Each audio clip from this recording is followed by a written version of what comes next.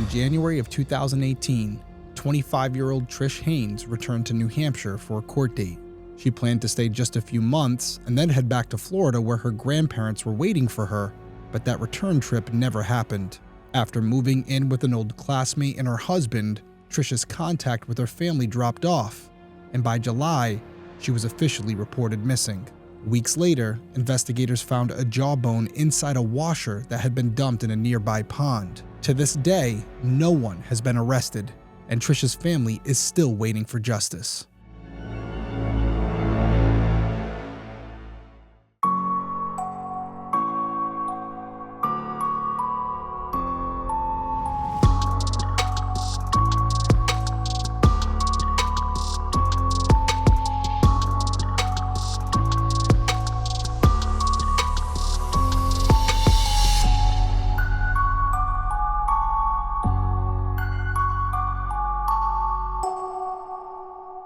Hey everyone, welcome back to Detective Perspective.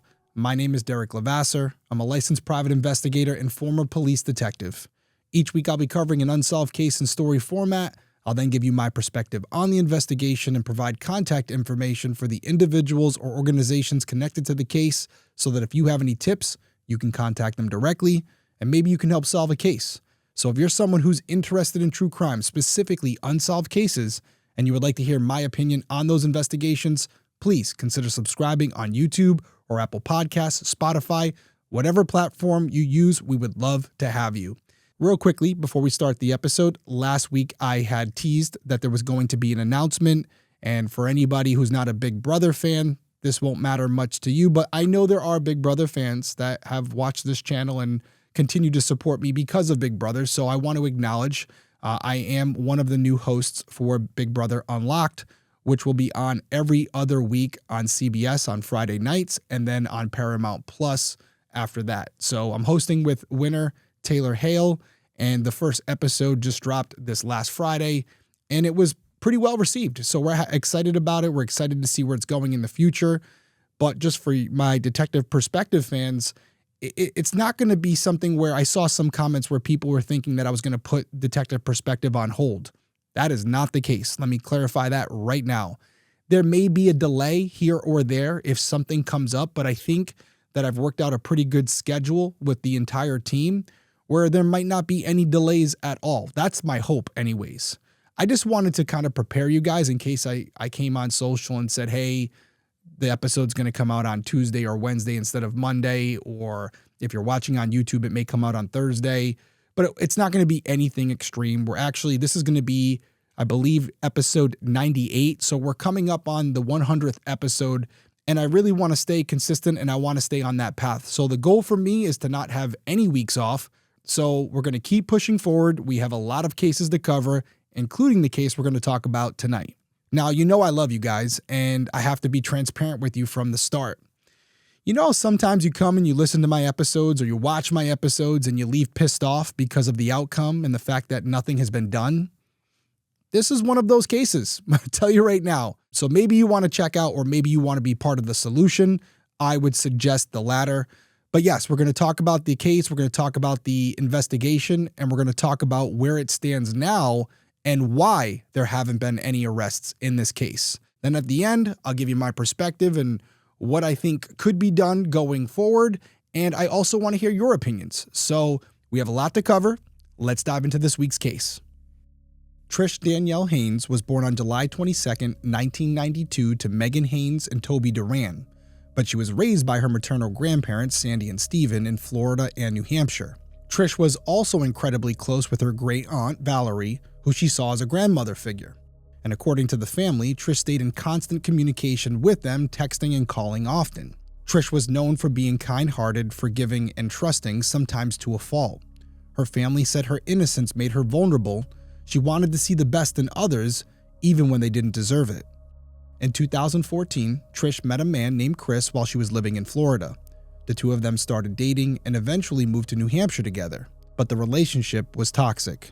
It became emotionally and physically abusive, and over the next 3 years, things only got worse. In 2017, Trish finally decided to leave Chris. She made a formal report of domestic violence, but when Chris learned that the report could send him back to jail, he pressured her to redact her story. Unfortunately, Trish gave in and recanted her statement, and even though the police knew that Chris had manipulated her into doing so, they told her she could be charged with filing a false police report if she didn't refile.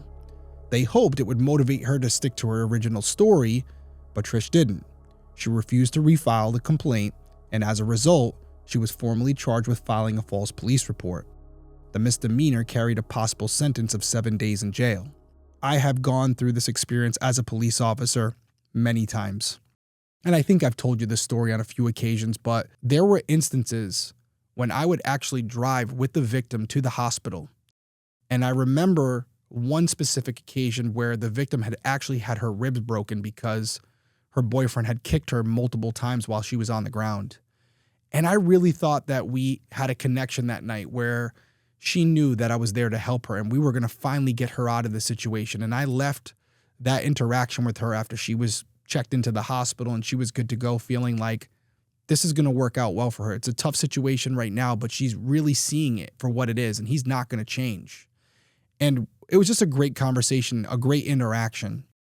And within a couple months, I was responding to the courthouse to do my part to testify for this case. And I'll never forget it. And this was many years ago.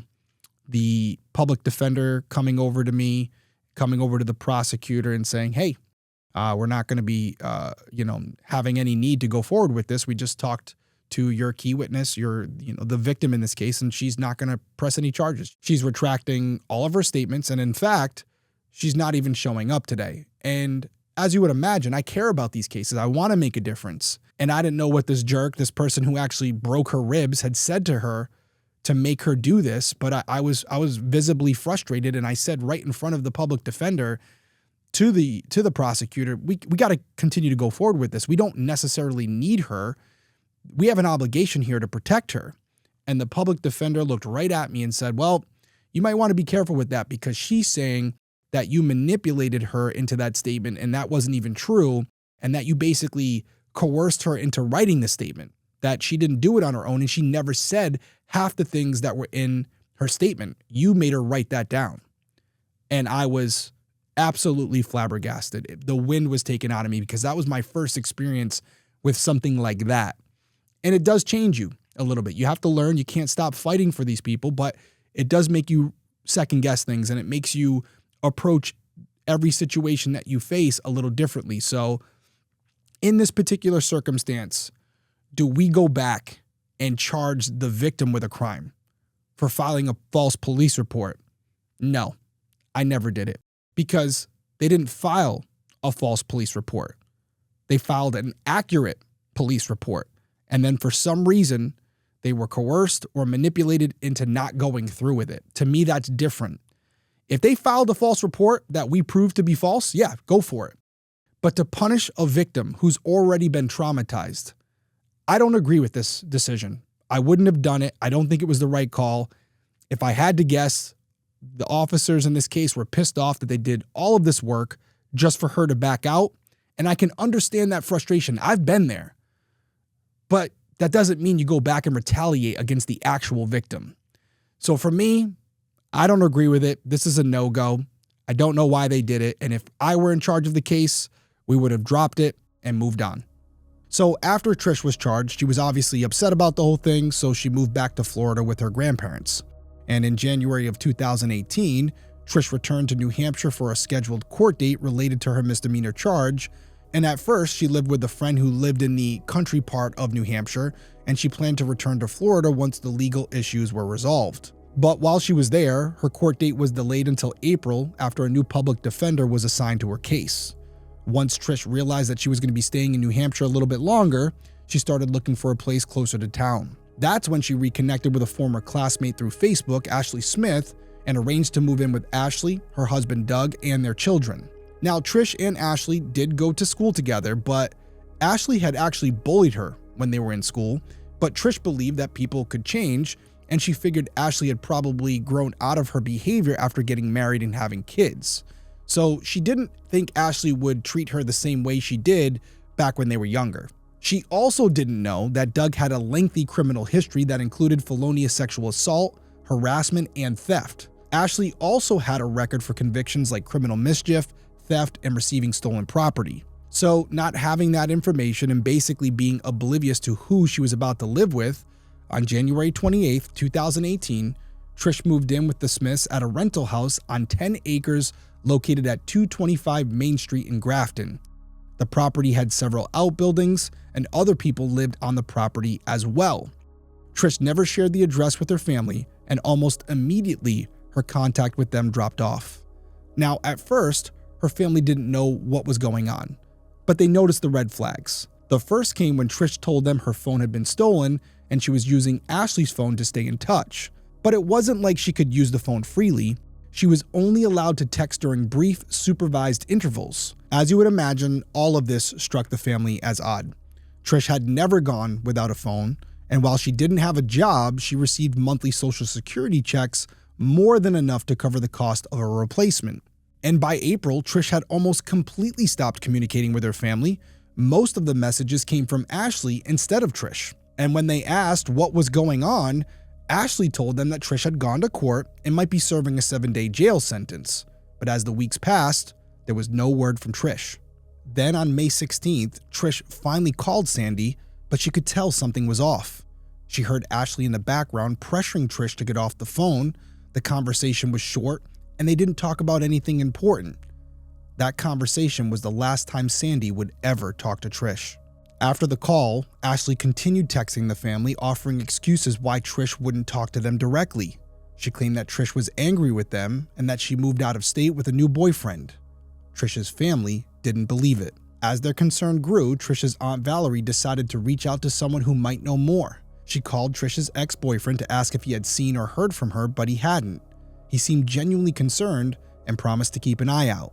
Valerie had also contacted the court to check on Trish's legal case, and that's when she found out that Trish had never shown up for her April court date. This meant that Ashley had lied to them about why Trish wasn't talking to them. That court appearance was the whole reason that Trish had returned to New Hampshire. Learning she had missed it sent off alarm bells, and that's when Valerie packed up her belongings and went to New Hampshire to look for the answers herself. We're going to talk more about what she found right after this break.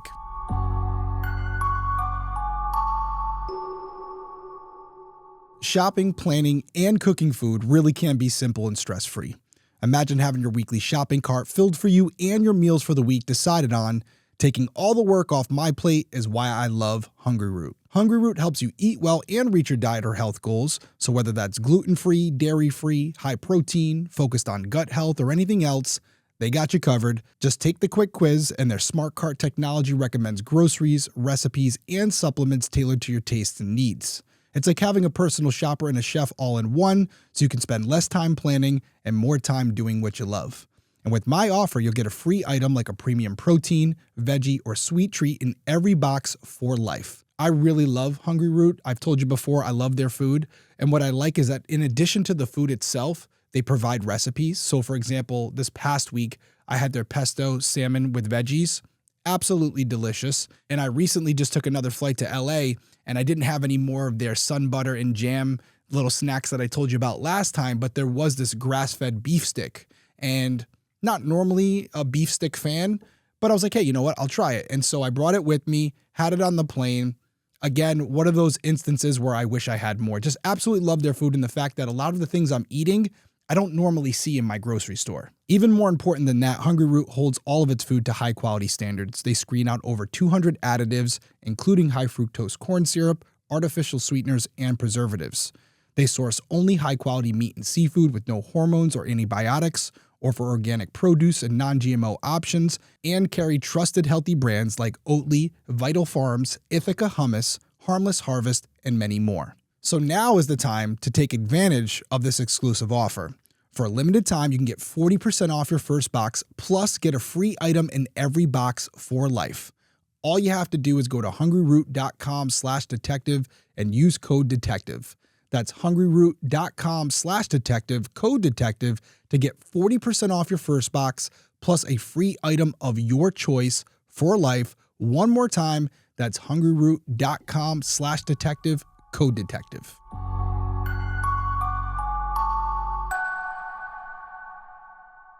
All right, we're back, and before break, I had just said that Valerie decided, you know what, enough is enough.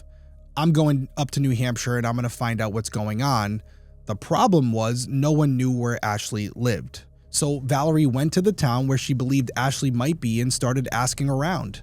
She stopped in the stores and asked if anyone recognized the name, but no one did. And while Valerie searched in person, the rest of her family kept pressing Ashley over text. But she kept dodging their questions and offering vague excuses. On July 5th, the family had had enough, and they gave Ashley a final warning. If Trish didn't contact them, they were going to the police to file a missing persons report. Ashley's response was, quote, "If you report her missing, you will never hear from her again." The next day, on July 6th, Trish was officially reported missing. So they basically looked at Ashley and said, hey, you know what?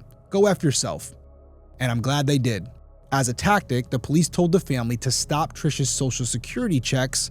They said that if she was in hiding, she might try to contact the agency to find out where her money was, but Trish never came forward. In late August, the New Hampshire State Police Major Crime Unit searched Ashley and Doug Smith's house after obtaining a warrant. Police wouldn't say publicly what led them there, what they were looking for, or whether they believed Trish was in hiding or if she had been murdered. The only thing we know about these searches comes from anonymous sources who claim to have seen photographs taken inside the house, and in these photos, which are lit by luminol, they reportedly show extensive staining and spatter patterns. Now, I want to be really clear here. We pushed on this matter because I wanted more clarification. So we reached back out to the family and we asked straight up, has anybody seen these photos? And according to the family, they have seen the photos. So if you're to believe them, they exist. But as I'm sitting here right now, I just want to be transparent with you guys. I have not seen these photos personally, so I can't verify this story.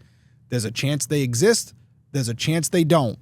If they do exist, that's only going to contribute to my frustration at the end of this episode, because if this is exactly what it sounds like, then you have proof that something horrendous happened inside that house.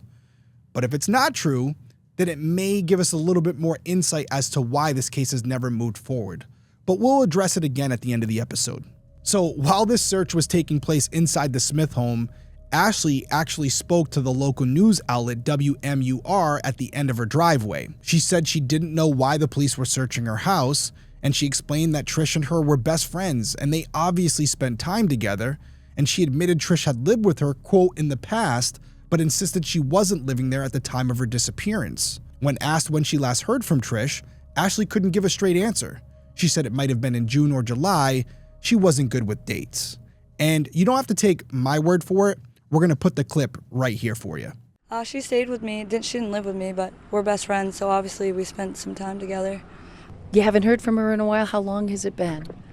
It's been a while. It's been at least, I'd have to say probably July or so, June. I'm not good with dates. Ashley went on to tell WMR that she was worried about Trish, but she also believed that she was most likely just hiding somewhere. Ultimately, Trish was not found during the search of the Smith property, but the investigation didn't stop there. Police also searched Grant's Pond, a large body of water off Wild Meadow Road in Grafton, located 3 miles from where Doug and Ashley lived. During that search, investigators recovered a washer and dryer set. Believing they might contain evidence, police used a crate to protect the appliances as they were lifted out of the water. Inside the washer, they found part of a human jawbone. That jawbone belonged to Trish. She had been dismembered, and that was the only part of her body ever located. Following this awful discovery, police told Trisha's grandmother Sandy to keep the information secret. They instructed her to continue acting as though Trish was just missing and not to tell anyone, not even the rest of the family. According to Sandy, they said the secrecy was necessary to protect the integrity of the investigation, and she begged for permission to tell Valerie, and eventually they agreed. For nearly a year, Sandy and Valerie carried the weight of that knowledge alone. During that time, they continued to receive messages from people who claimed to have seen Trish alive, and they had to respond as though there was still hope, even though they knew the truth. And I want to address 2 things here. First off, what a burden to carry for them, to have to go out there and pretend like Trish was still out there when they knew that she was gone. The second thing I want to talk about is, I always tell you guys, we get these witness statements, and these people, in most cases, truly believe that they have seen the person in question. We just talked about it last week in the Amy Bradley case where some of you guys were in the comments saying, why don't you believe these witnesses? It's not that I don't believe them, but I just look through their statements with a different filter than you guys. Because I've seen it many times where I take a statement and the people that I'm interviewing truly believe they're helping when in reality, they're only hurting the investigation because they're presenting it as if it's fact, as if they're 100% certain of what they saw. And then I later find out that that wasn't the case and that they weren't 100% sure, but they were hoping that by them coming forward, it would incentivize me to work harder when in reality, I was already working at 110%. I didn't need that kick in the ass. So is that what's going on in the Amy Bradley case? I don't know. But here we have a clear example where we know that Trish has not been seen, and yet you have people coming forward trying to genuinely help the family in most instances, and yet we know for a fact that they're wrong. So this is an important lesson, I think, for everybody as we continue to cover these cases, and you guys are my part-time detectives. We want to listen to these witnesses because that's how we can solve cases. That's why at the end of every episode, I always give you the call to action and all the information, because in many of the cases we cover, it is going to take someone coming forward. But as we continue to evaluate these cases over the next couple years, I want you to keep in mind that as we talk about witness testimony and what they saw, there are times where even though we want to believe them, it's just not the truth. And I don't say any of this to be a Debbie Downer. I say it so we're informed and that we're educated on the matter so that we are more successful in solving these cases moving forward. That's the goal. So back to Trisha's case, while Sandy and Valerie weren't allowed to tell anyone about what they knew, the family was able to conduct their own investigation.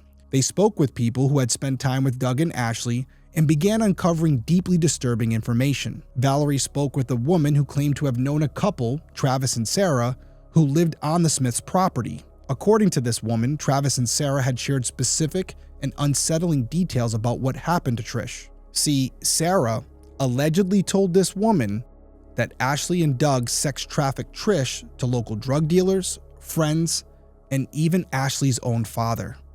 She also said that Ashley had locked Trish inside a non-working freezer on the property, though she wasn't sure whether Trish was alive or dead when this happened.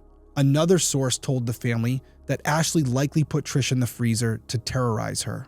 According to the Murder She Told podcast, which is an incredible podcast, you should definitely go listen to it, that freezer has never been recovered, it just simply disappeared. But that wasn't the only thing Sarah allegedly said. She also told this woman that, quote, Travis was there when Trish took her last breath. She also claimed that Ashley's father came over, helped dismember the body, and that parts of Trish were burned before the rest of her remains were stuffed into a washer and dumped into the pond. Other witnesses told the family that they saw Trish being abused while she lived in the Smith home, and that Ashley was the more violent of the two. Ashley accused Trish of trying to steal Doug, and she believed that Trish had slept with both Doug and Travis, and she used that belief to justify the cruelty. And some of the most damning information came from Travis's child, and to protect their identity, I'm going to refer to them as Andy. Andy often stayed with Trish and Sarah on the Smiths' property and spent a considerable amount of time inside the Smith home. Over time, they witnessed much of the abuse Trish endured. When Trish's photo appeared on the news as a missing person, Andy recognized her immediately. They told their mom that Trish had been at the Smith house, and that's when Sarah contacted law enforcement and reported that Grant's Pond should be searched as soon as possible. But that's not the only thing Andy had to say, and we're going to talk about it right after the break.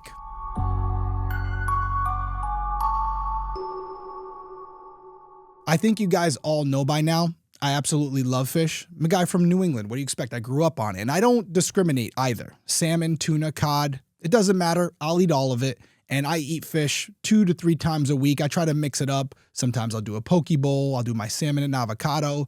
I also like making my miso glazed black cod at home. And I've talked to you guys about this before.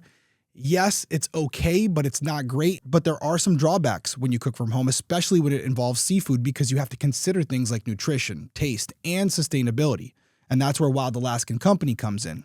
Wild Alaskan Company is the best way to get wild-caught, perfectly portioned, nutrient-dense seafood delivered directly to your door. And trust me, you haven't tasted fish this good. I've had a few boxes of Wild Alaskan at this point, and I've tried all of their fish from sockeye salmon, coho salmon, Pacific halibut, Pacific cod. I love them all. I'll be ordering them again because they're delicious. And you know me, the first one I tried was the salmon, but I've also recently tried the Pacific cod. And I'm a simple guy, kind of boring, some would say. Lemon, butter, salt, and pepper. That's all you need. And they did not disappoint. It was absolutely delicious. So at this point, you may be asking, well, why is it so delicious? How is it any different from the seafood that I buy at the grocery store? Well, Wild Alaskan Company's fish is 100% wild caught, never farmed. And this means no antibiotics, GMOs, or additives, just clean, real fish that supports healthy oceans and fishing communities. And one other factor that I think is extremely critical to why their fish taste so good is that the fish is frozen right off the boat to lock in taste, texture, and nutrients like omega-3s, and we know how important omega-3s are for our body. And if that's not enough, because it's wild caught from Alaska, every order supports sustainable harvesting practices, and your membership delivers flexible shipments and expert tips. And if you're still on the fence, how about this? If you're not completely satisfied with your first box, Wild Alaskan Company will give you a full refund. No questions asked, no risk, just high-quality seafood. So remember, not all fish is the same. Get seafood you can trust by going to wildalaskan.com/detective for $35 off your first box of premium wild-caught seafood.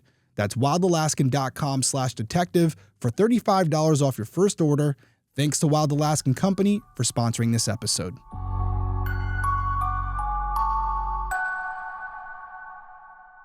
All right, we're back, and before break, I was talking about Andy, and as they got older, they returned to the Smith property with members of Trisha's family and described what they had seen. According to Andy, Trish was almost always injured. She had visible wounds, including an open, festering sore on her back that Andy said came from something Doug had done with a power drill.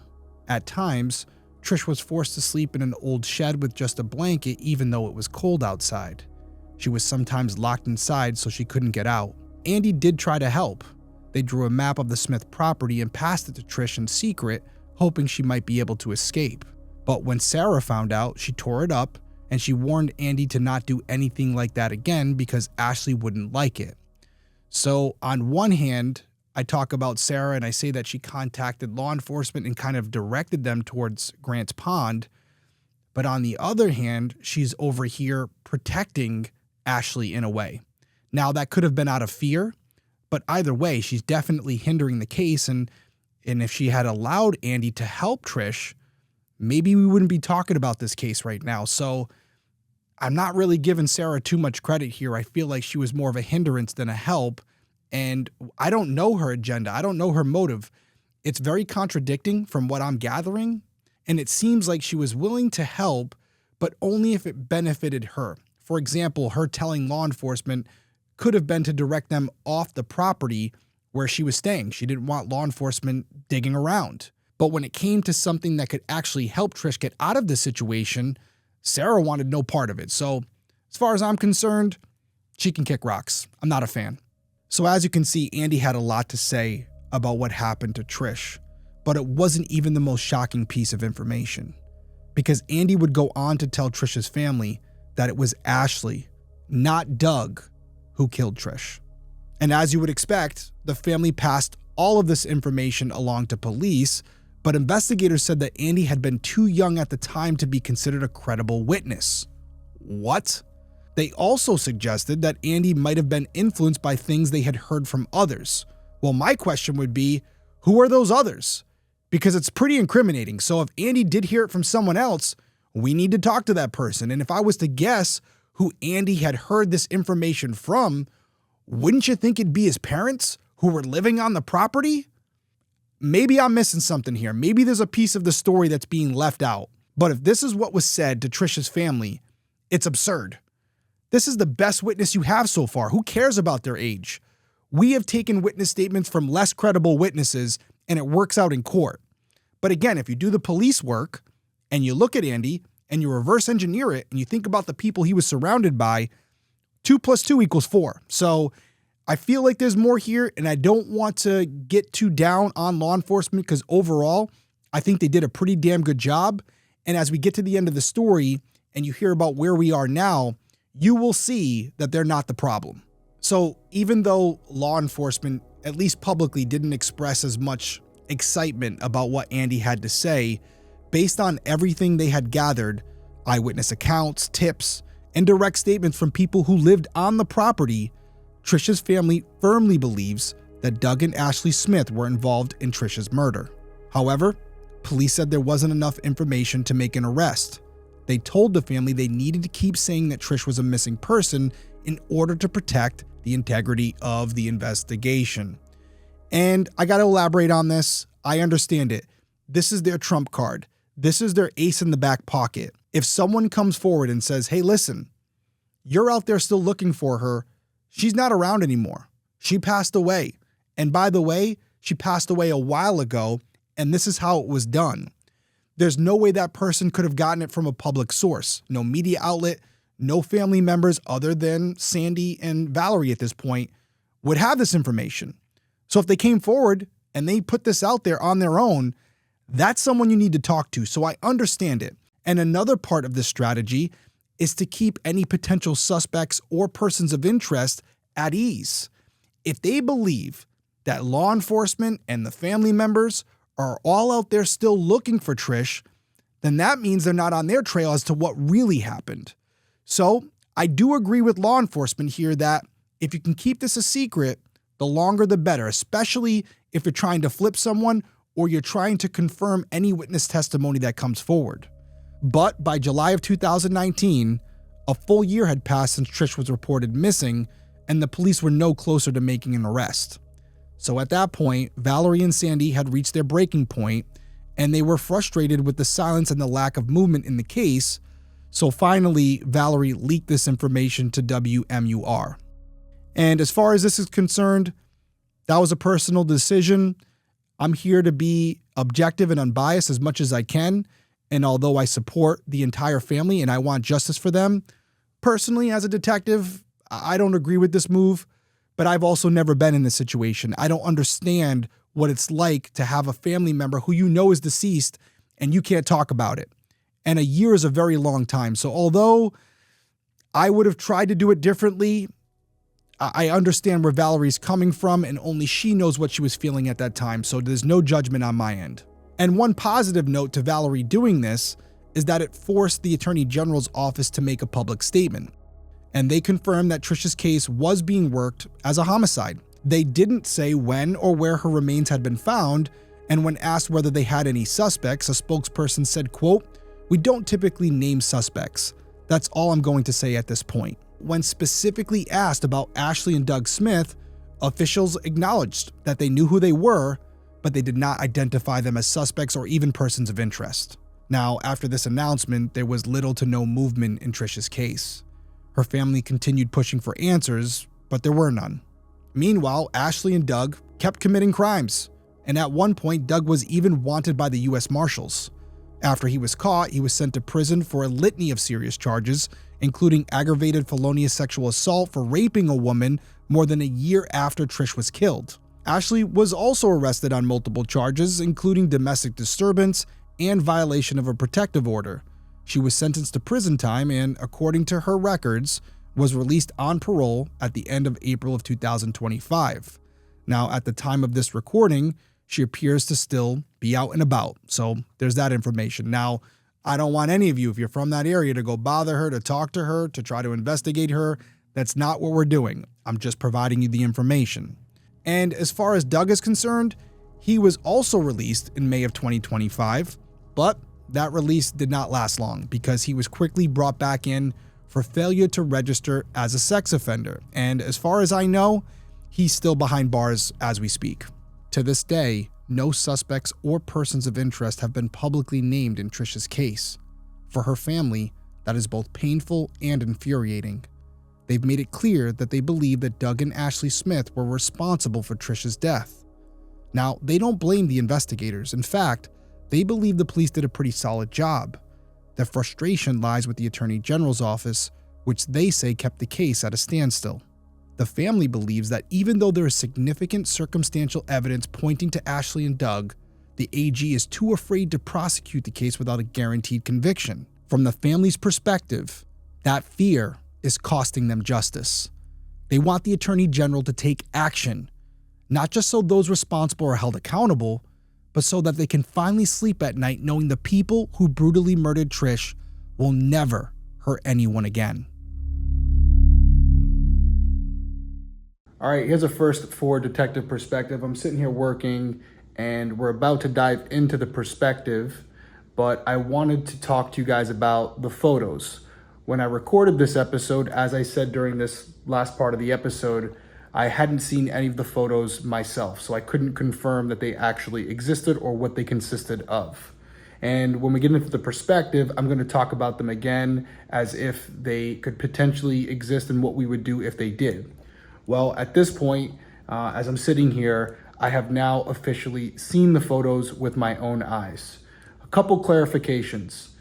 In the episode, it was said that they were the result of luminol results. It is my professional opinion that what I saw in the photos are not the results of luminol. They're actually the result of LCV, which is a different chemical that reacts with blood and enhances the blood so that it can be seen in normal conditions, even if it's been cleaned away. What I'm seeing in these photos, and I have to be careful the way I describe it because I can't let you guys see them and I can't describe them too much. They could potentially be blood spatter stains.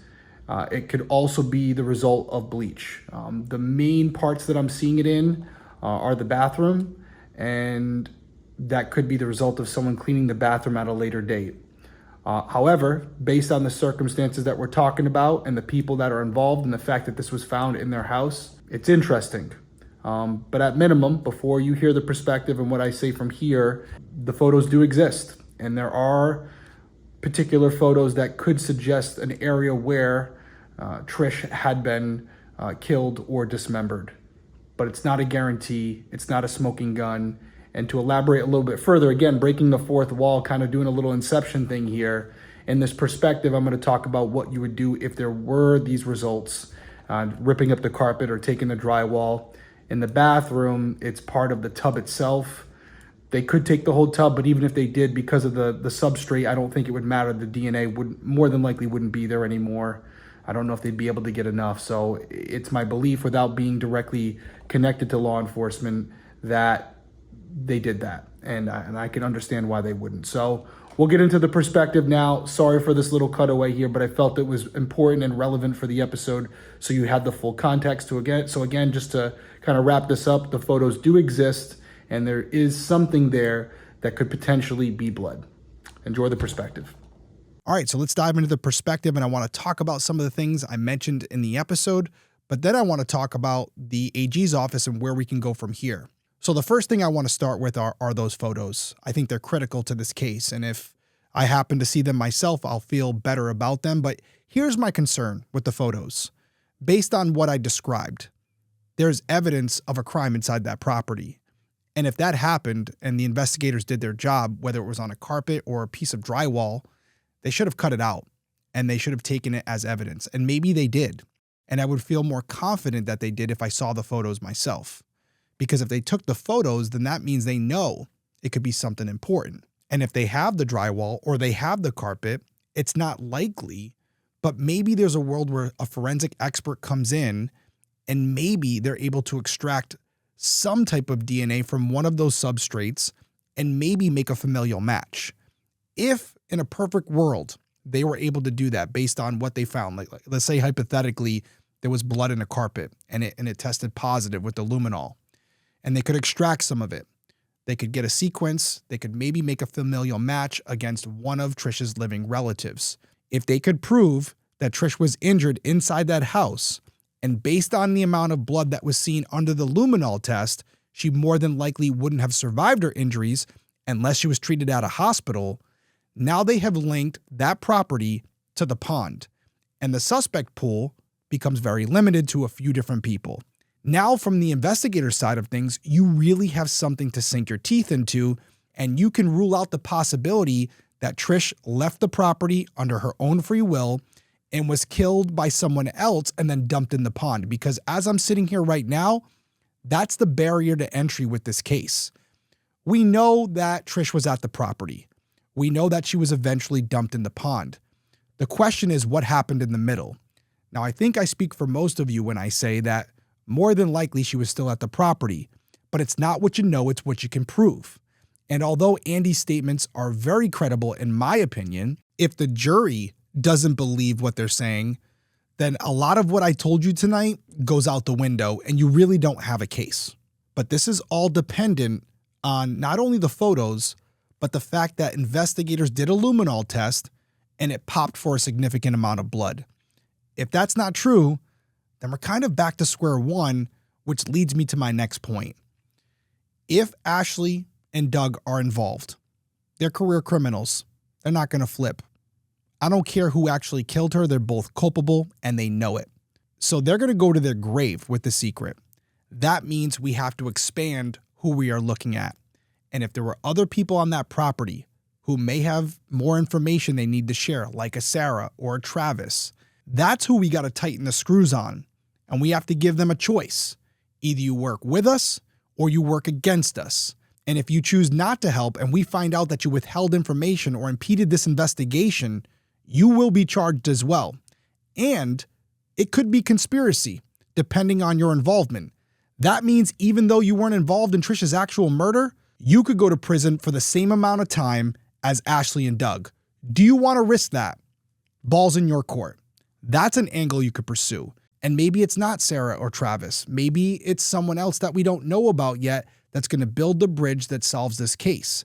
And that's why we have to keep talking about it. That's why I'm covering it. That's why Murder, She Told covered it. And we need more podcasts, more YouTube channels to cover it as well to keep that pressure on. Speaking of pressure, it brings me to my final point.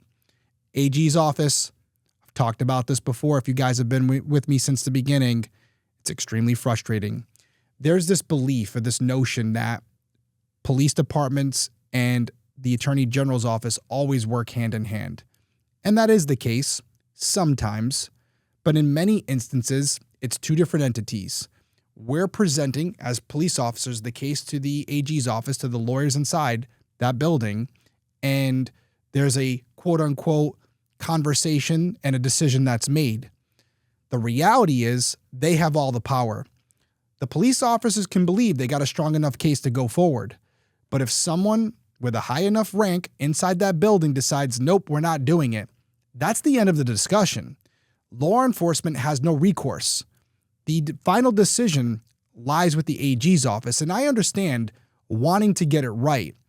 But playing judge and jury before it even goes to trial, in my opinion, is a miscarriage of justice. There is something that I've referred to before as the investigative grand jury, where you take all the evidence, you have subpoena power, you can bring in all the witnesses, and you can allow a jury of the person's peers to decide whether or not there's enough to indict. You still technically don't have to go forward, but there's an opportunity to basically try the case before it goes to trial. Now, if this has already been done, well, then I'll admit that and I'll stand corrected. But from what I'm gathering, that is not the case. I will acknowledge that sometimes investigative grand juries can happen in secrecy and maybe even the family isn't aware of it, but I highly doubt it at this point. I think that Trisha's family is pretty in tune with what's going on, although I will acknowledge that after Valerie made the decision to disclose that information that they asked her not to disclose, I'm sure there was a little bit of a breakdown in that relationship and there's less trust there. So maybe the people that had been disclosing certain details to the family have in the future decided not to go that route out of fear that that information would get out as well. Whether you agree with that or not, that's up to you. So to wrap this one up, I want to go back to what I just said a few minutes ago. We have to keep pushing forward. If the AG's office right now feels like they don't have enough, we have to get them more.